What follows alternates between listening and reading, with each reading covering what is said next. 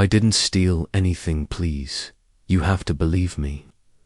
The teenager's voice cracked through the crowded store, trembling yet defiant. The store owner, Mr. Thompson, jabbed a finger at him like a weapon. Don't lie to me, boy. I saw you shoving things in that bag. Thieves like you think you're clever, but not in my store. Shoppers froze in the aisles. A mother pulled her child closer, as though danger itself stood before them. A group of teenagers whispered, their eyes wide with anticipation. The boy's hands shook as he clutched his backpack to his chest. I was about to pay. I swear, I didn't take anything. But Thompson's voice grew louder, fueled by a mixture of authority and suspicion. You people are always the same. Always taking what doesn't belong to you. Those words pierced deeper than any accusation, branding the boy with a label he had done nothing to deserve. Check my pockets. Check me if you want, he pleaded, his throat tightening as humiliation burned in his chest. I don't steal. But Thompson wasn't listening. He wanted a spectacle, and the crowd was already deciding where to place their judgment. With no warning, Thompson lunged forward, yanking the backpack from the boy's grasp. The zipper screeched as he tore it open, tossing books, pencils, and a crumpled lunch bag onto the cold floor. Look at this, he shouted, as if the scattered belongings proved something sinister. Trying to hide stolen goods beneath schoolwork. Typical trick.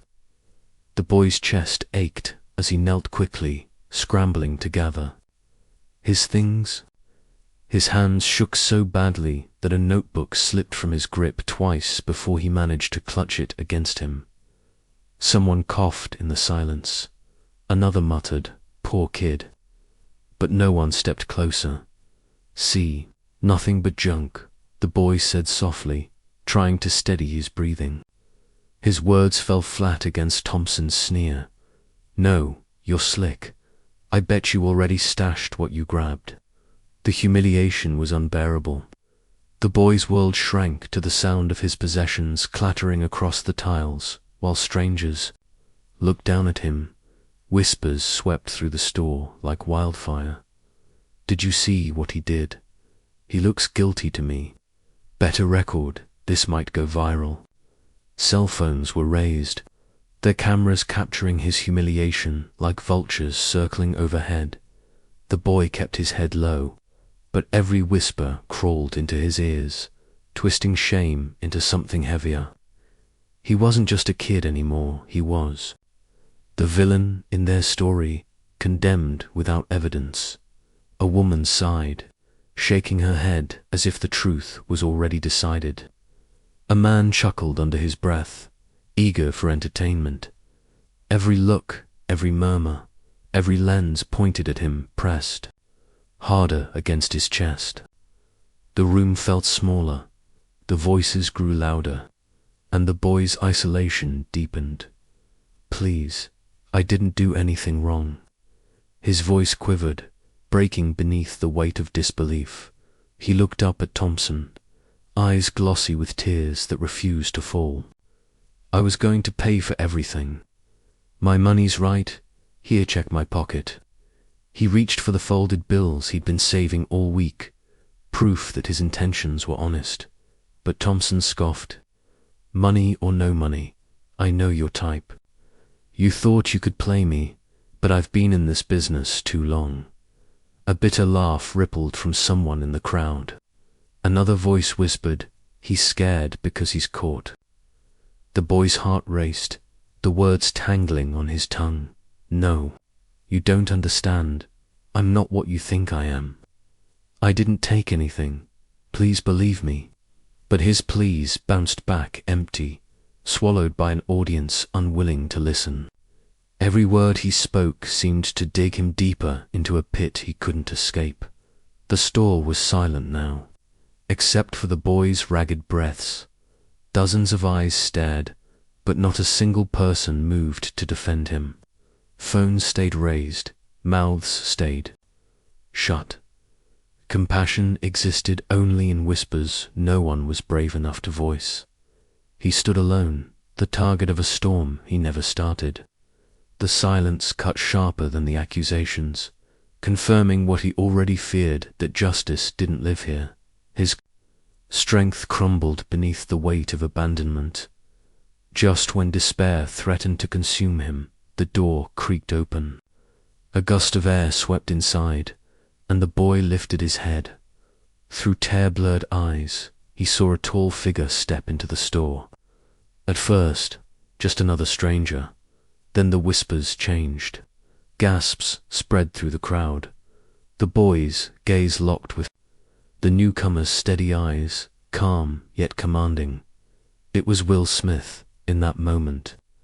The boy's trembling slowed, a flicker of hope sparking where none had been before. The storm hadn't passed, but for the first time, he wasn't standing in it alone. "Malik, wake up. I need you moving before I leave." His mother's voice carried through the thin walls, steady yet weary. Malik rubbed the sleep from his eyes, staring at the peeling paint above his bed. The sound of clattering dishes told him she was already rushing through another exhausting morning. He sat up, pulling his worn hoodie over his head. The chill in the air matched the weight he felt inside, but he forced himself to smile. His mother's footsteps echoed down the hallway. Every step a reminder of sacrifices she never complained about. This wasn't luxury, it wasn't easy, but it was home, and it was built on her determination to keep them afloat. She handed him a piece of toast on her way out, her eyes tired yet gentle. "Be good today, Malik. Keep your head high." He nodded, clutching the warm bread, wishing he could ease her burden. "One day, Ma, I'll make it so you don't have to work this hard, I promise." She smiled faintly, brushing his cheek. "Your job is to dream big and not let this world break you." Malik carried her words like armor. His mother worked 2 jobs, barely sleeping, yet still reminded him that dignity and hope were worth more than anything money could buy. Later, while gathering coins from a small jar, Malik whispered to himself, "This will make them smile." He wasn't saving for sneakers or games. He wanted to surprise his younger brother and sister with snacks after school. Every coin represented a piece of responsibility he carried proudly. If he could give them even a small joy, it meant that struggle wasn't winning. It was his way of saying, "We may not have much, but I'll always protect you," as he stuffed the coins into his pocket. Malik's mind drifted back to yesterday's classroom. A teacher's suspicious glance when his phone buzzed. A classmate whispering, "Bet he's trouble." He remembered walking through the mall last month, feeling security guards' eyes track his every move. Nothing said aloud, but everything implied. Those moments clung to him like shadows, invisible chains that tried to define who he was before he could speak for himself. Still, he straightened his back, determined not to fold beneath the weight. "They don't know me," he muttered. "They'll see I'm more than their judgment." Every step forward was a fight against stereotypes that wanted to hold him still. With coins rattling softly in his pocket, Malik headed toward the corner store. He walked with purpose, repeating his mother's words in his mind. "Keep your head high." Today wasn't just about buying snacks. It was about proving to himself he had every right to stand where others doubted he belonged. The closer he came, the tighter his chest felt. But he pushed through, gripping hope like a lifeline. He was determined to be seen, not judged. "Don't think I don't see you," Mr. Thompson muttered under his breath, though loud enough for Malik to hear. Malik froze for a split second, his hand hovering over a shelf of chips. He glanced back, and sure enough, the owner's gaze was locked on him, sharp and unyielding. Every step he took felt monitored, every movement calculated in someone else's eyes. He wasn't browsing anymore. He was performing. His body stiffened, pretending calm while inside. Anger simmered. Other customers strolled freely, tossing items into baskets without a second glance. But Malik felt the invisible chains tighten with each aisle he walked. Why does he look at me like that? Malik's chest tightened, but he kept moving, refusing to give the satisfaction of fear. Still, the weight of that gaze pressed harder than any physical shove. Suspicion filled the silence, and though no alarm had sounded, Malik already felt accused. And the worst part, this wasn't new. It was a pattern he'd come to expect. As Malik picked up a small carton of juice, Mr. Thompson finally spoke. "Can you even afford that, boy? You know this isn't a charity." The words sliced through Malik like glass. His grip on the carton tightened. He forced his voice steady. "I've got money. I came here to buy something, just like everyone else." Thompson's lips curled into a smirk. Kids these days, always hanging around, never buying much. "You sure you're not just wasting my time?" Malik swallowed hard, the sting of humiliation burning his throat. He wanted to snap back, to shout the truth that he was here for his siblings, not to cause trouble. But he knew what his mother had always told him. Don't give them an excuse. He steadied his breathing. "I know what I need. I'll be quick." The owner chuckled under his breath, shaking his head as if Malik had already proven his suspicion. Right, the sound burrowed deep, a reminder that no matter what he said, the man had already made up his mind. Every word carried the weight of an accusation that didn't need proof. Malik closed his eyes for a second, gripping the coins in his pocket like a shield. He reminded himself why he was here. "Snacks for Jamal and Layla," he whispered, as though saying their names out loud would push back the heaviness inside him. He let the insults slide off, not because they didn't hurt, but because his purpose mattered more. He'd learned early that if he reacted to every cut, he'd bleed out before he ever had a chance to grow. So he straightened his shoulders, kept his head high, and forced himself to keep moving. This wasn't about pride, it was about love. That love gave him strength to keep walking the aisles. No matter who doubted him, as Malik walked to the back for a bag of chips, laughter broke out near the candy aisle. A group of white teenagers shoved candy bars into their pockets, grinning as they walked right past Mr. Thompson. Malik's eyes widened. He waited for the explosion, the barked accusations, the glares that had been glued to him since he entered. But nothing came. Thompson didn't even flinch. Instead, his eyes stayed fixed on Malik, narrowing every time he touched an item. The hypocrisy hit Malik like a blow. His chest burned, not just with anger, but with a painful awareness no matter what he did, no matter how honest he was. The rules weren't the same. He clenched his jaw, forcing himself not to speak. But the question screamed inside him. Why? Is it only me? He thought of his mother's words, "Keep your head high." But at that moment, keeping his head up felt like dragging a mountain.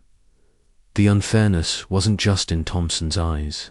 It was in the silence of everyone else who saw it, and said nothing. Heart pounding, Malik gathered his snacks and walked toward the register. Each step felt heavier than the last, the weight of unspoken accusations pressing harder with every movement. The coins in his pocket jingled, small and fragile compared to the storm building in the room. He placed his items on the counter, forcing his hands to stay steady. He told himself he was almost done, that soon he could walk out and leave the hostility behind. But deep down, he knew this wasn't over. The tension was only building, and something was about to break. Malik gasped as a rough hand yanked his backpack off his shoulder. Coins clattered to the floor, rolling across the tiles.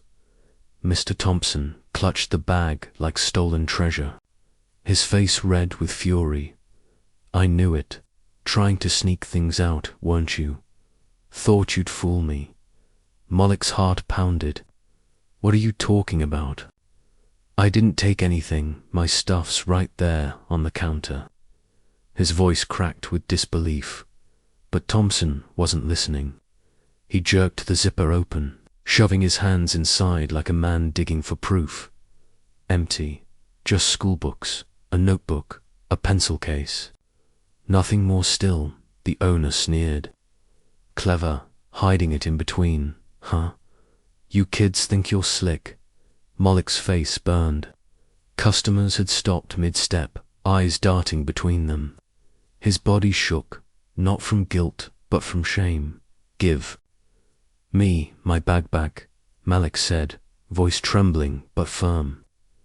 "You can't just," Thompson cut him off, shouting louder this time. "I caught you. Everyone saw it.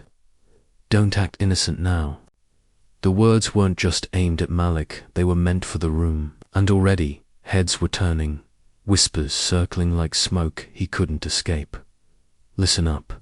Thompson's voice boomed across the aisles, every word dripping with venom. He held Malik's backpack high like evidence. "This thief tried to rob me blind. Thought he could walk out without paying." The crowd gasped.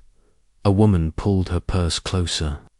A man shook his head, muttering, "Typical." Malik's chest tightened. "That's not true." His voice cracked, swallowed by the noise.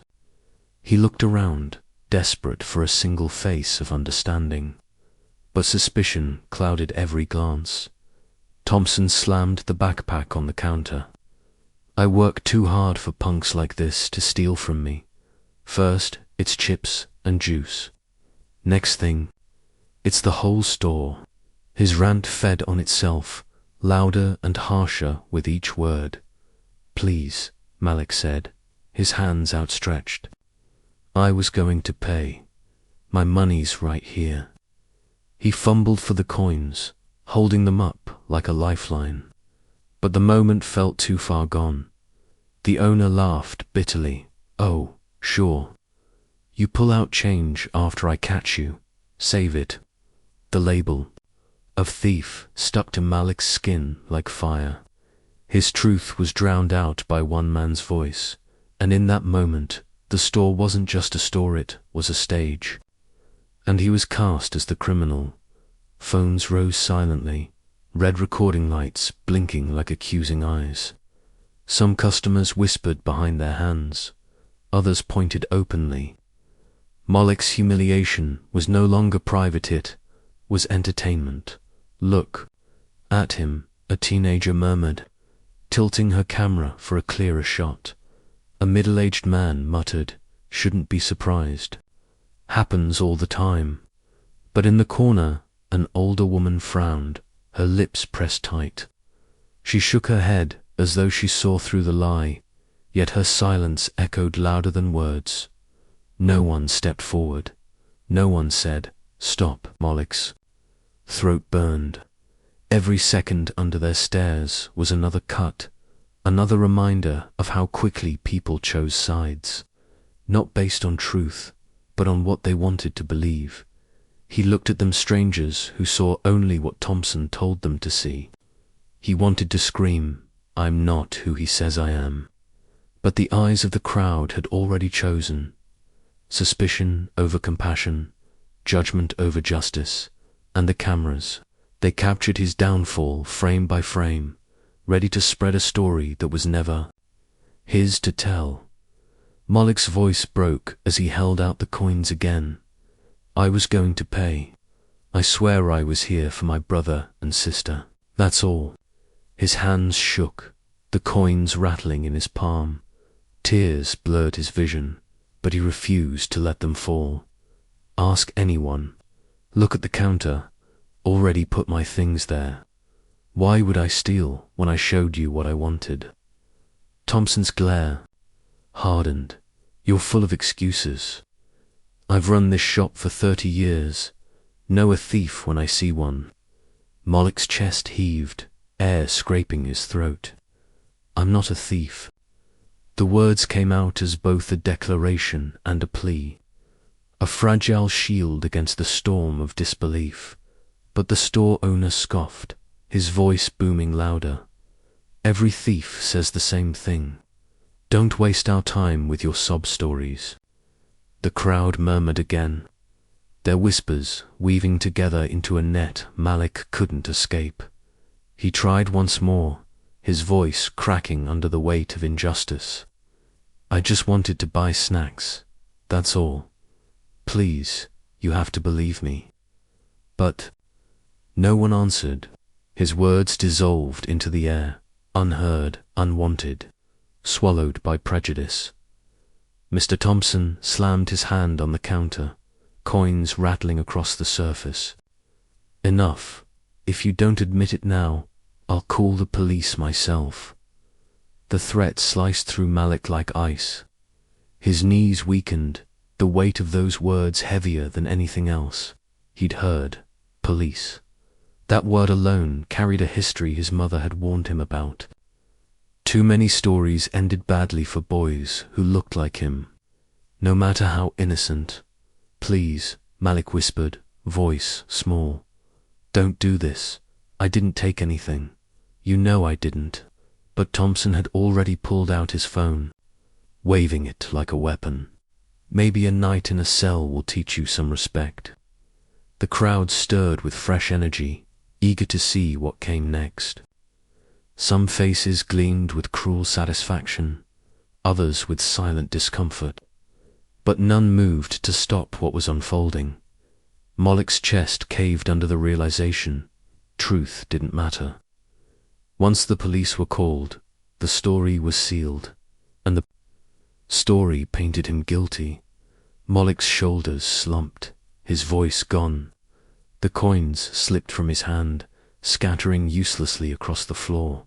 Surrounded by strangers, betrayed by silence, he sank into a quiet that screamed louder than any words. In that silence, he understood. No one was coming to save him. Enough. The word cut through the noise like a blade. Heads turned, whispers died, and the room stilled. From the back, a man in a hoodie stepped forward, cap pulled low, voice steady yet commanding. Malik blinked, stunned. The stranger's presence alone shifted the atmosphere. Then a murmur rippled through the crowd. Someone gasped, "Wait, is that?" Another voice whispered, "That's Will Smith." Recognition spread like wildfire, every eye widening with disbelief. The phone recording Malik suddenly swiveled, catching the man who had walked into the storm. Will's gaze swept over the room, finally landing on Malik's shaking eyes wet, coins scattered around his shoes. Then he turned toward Thompson, voice calm but unyielding. I've been standing here watching long enough, and what I just saw wasn't justice, it was humiliation. Gasps echoed again. The crowd leaned in, drawn by the gravity of the moment. Malik's chest tightened, not from fear this time, but from something unfamiliar someone had spoken up. Will stepped closer, lowering his hood. "You've made your accusation," he said evenly, his tone sharp enough to slice through silence. "Now it's time to answer it."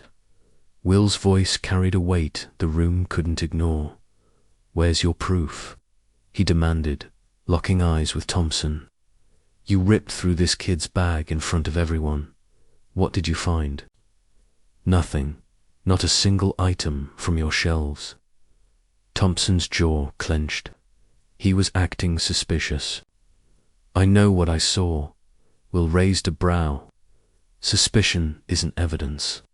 You can't drag a child through the mud because of what you think. Show us the stolen goods.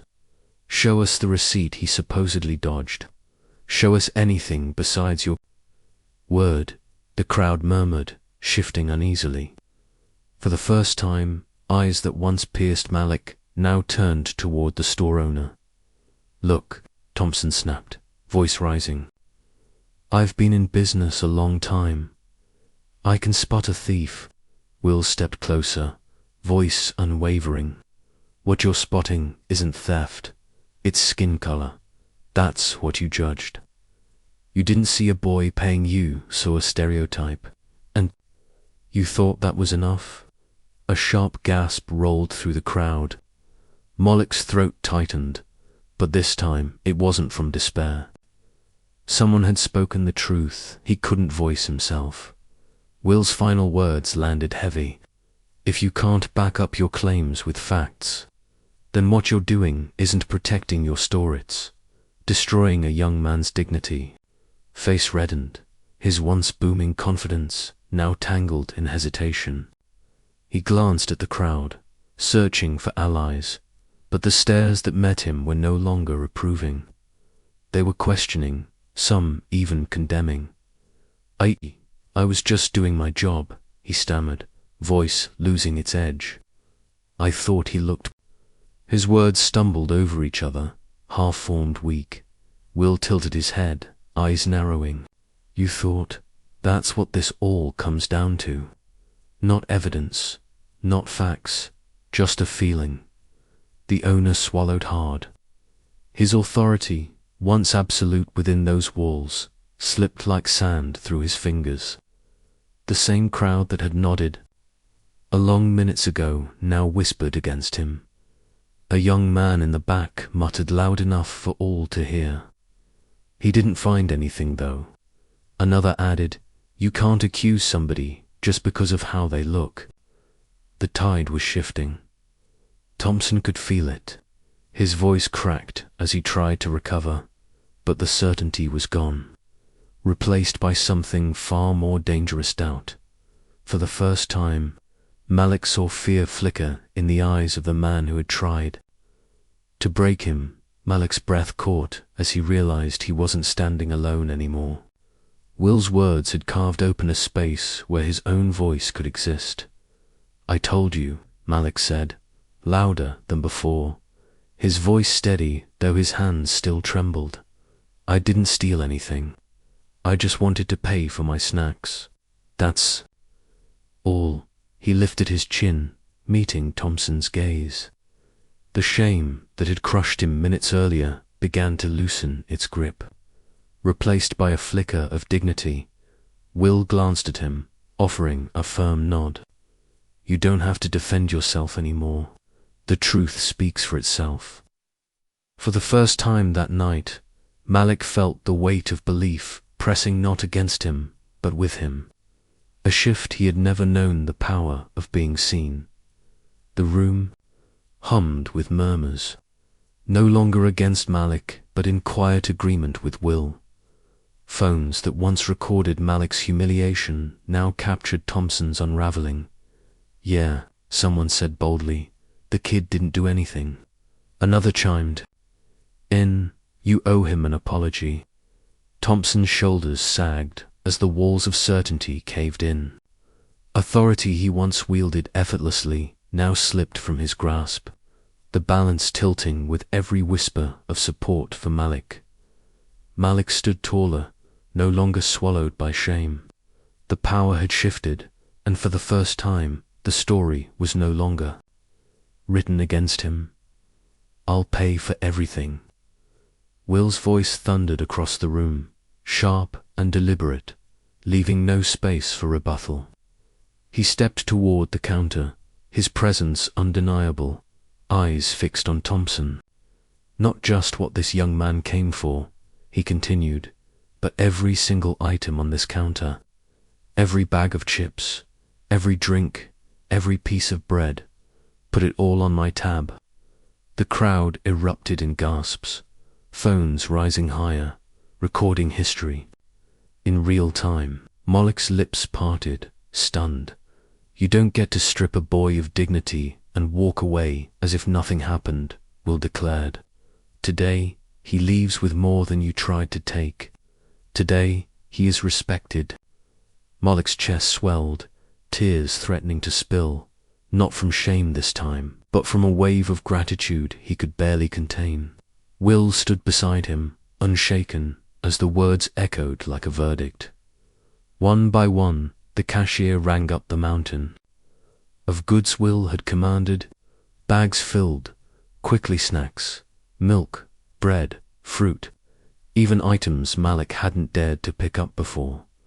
Will gathered the bags and turned, placing them gently in Malik's arms. "Take this," he said, his tones softening, "not as charity, but as proof that your worth isn't measured by anyone's prejudice." Malik clutched the bags, his hands trembling.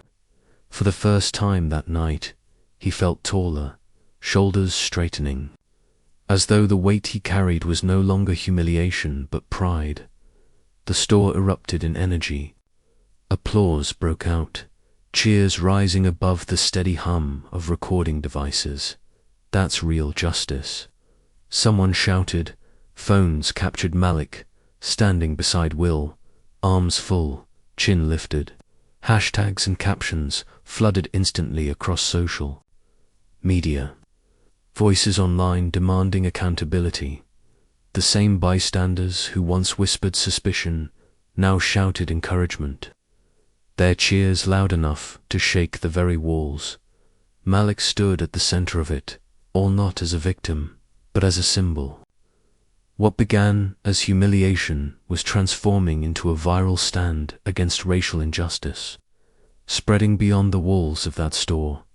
Thompson lingered behind the counter, jaw clenched, eyes darting anywhere but Malik's. His booming voice was gone, replaced by silence heavy with disgrace. The same crowd that once looked to him for answers now looked through him, unimpressed and unafraid. His authority, once unquestioned, had collapsed in plain sight. The weight of his own prejudice hung like chains, each whisper of disapproval tightening them. He had tried to strip dignity, but in the end it was his own pride that crumbled.